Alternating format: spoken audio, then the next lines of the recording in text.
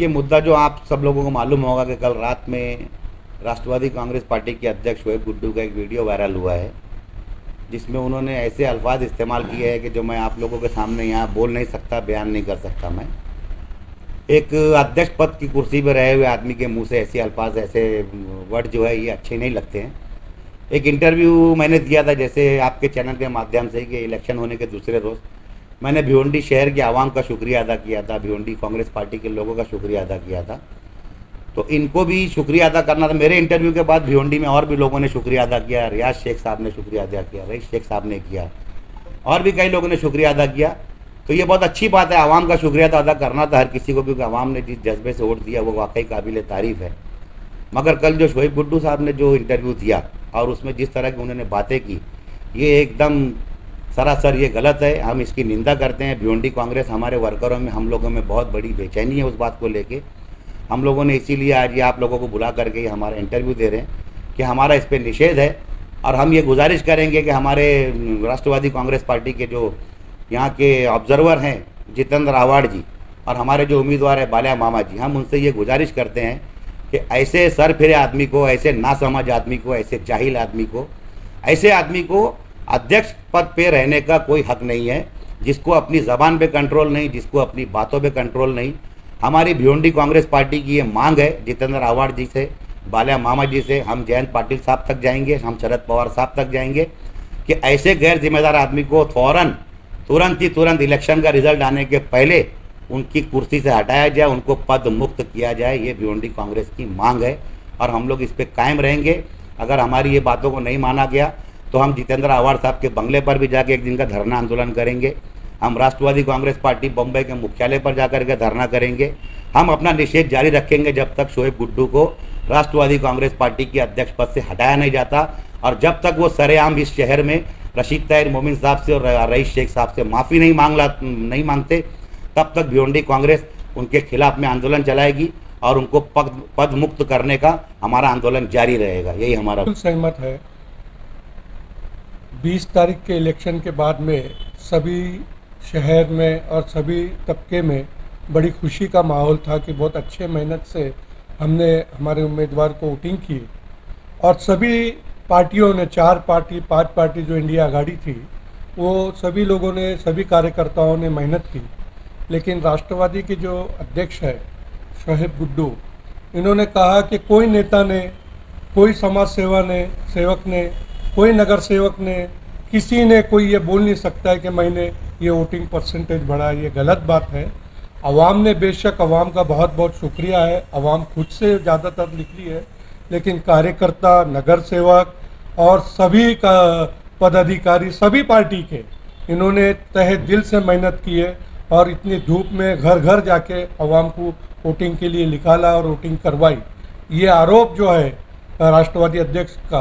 कि ये किसी ने नहीं, आवाम अपने से आई, बेशक अपने से भी आई, और कार्यकर्ताओं ने, नगर सेवकों ने, पदाधिकारियों ने, सभी ने मिलके ये वोटिंग को बहुत शानदार बनाया और हमारे जो कैंडिडेट है उनको जीतने के लिए बहुत आसान तरीके से किया। दूसरी बात जो अध्यक्ष साहब ने की,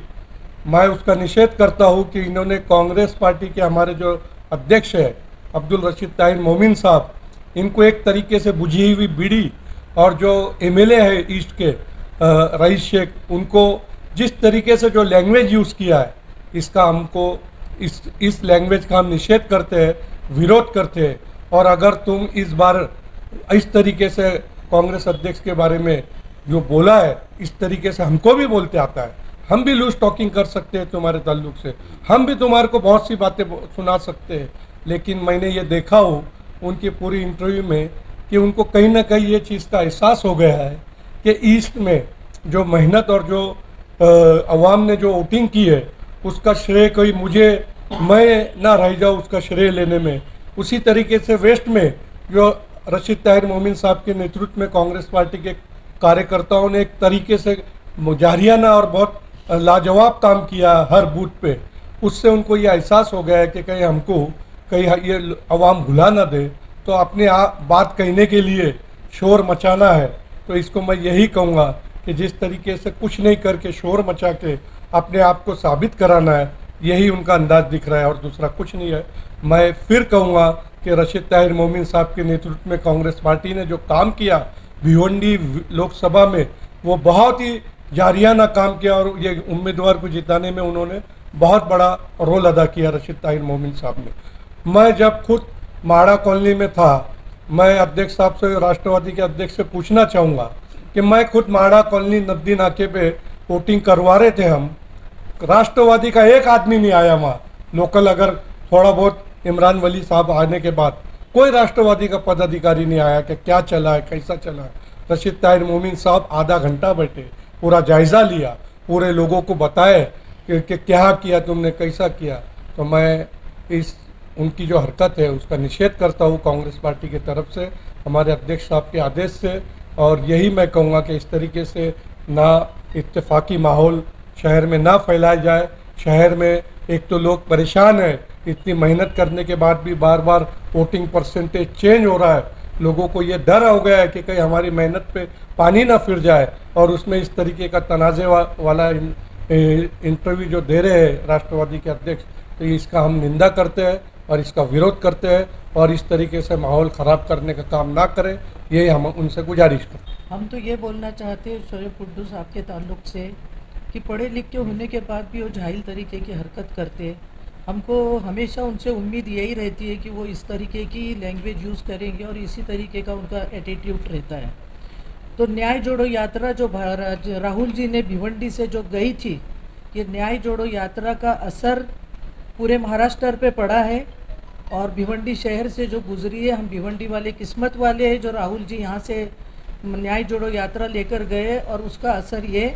इलेक्शन में दिख रहा है। और अलायंस का कैंडिडेट था सुरेश मात्रे बाड़िया मामा, अलायंस का कैंडिडेट रहने के लिए हम लोगों को जो राहुल गांधी का आदेश था, हमने उस हिसाब से, हमको प्राइम मिनिस्टर 4 तारीख को राहुल जी को बनाना है। इसलिए कांग्रेस पार्टी ने क्या, पूरे भिवंडी शहर ने, समाजवादी ने,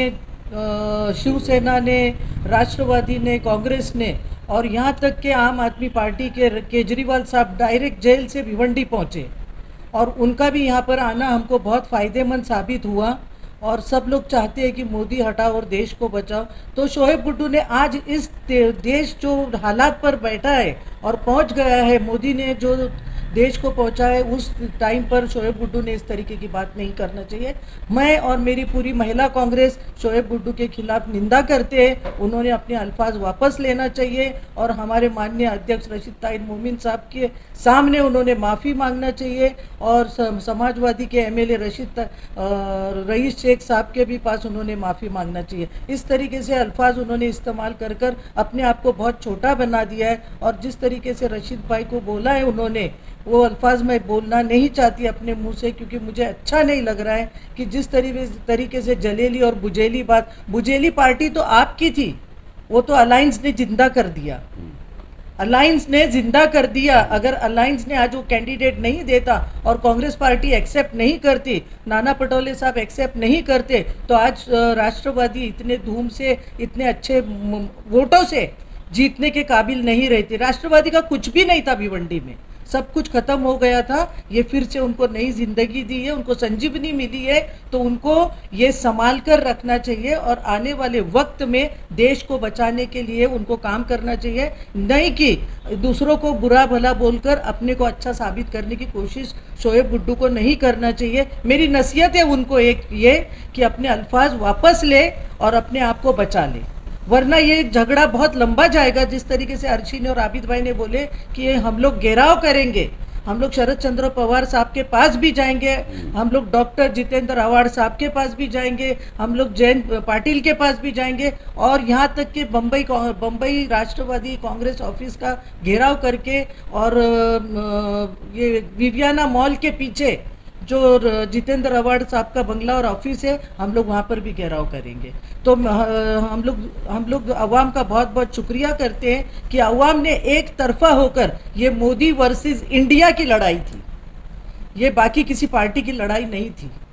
तो इतना बोलकर मैं अपने शब्द खत्म करती हूँ, और राष्ट्रवादी अध्यक्ष को एक नसीहत लास्ट में फिर यही बोल रही हूँ कि अपने अल्फाज वापस लेकर माफ़ी मांग ले, इसी में उनकी और उनकी पार्टी की भलाई है।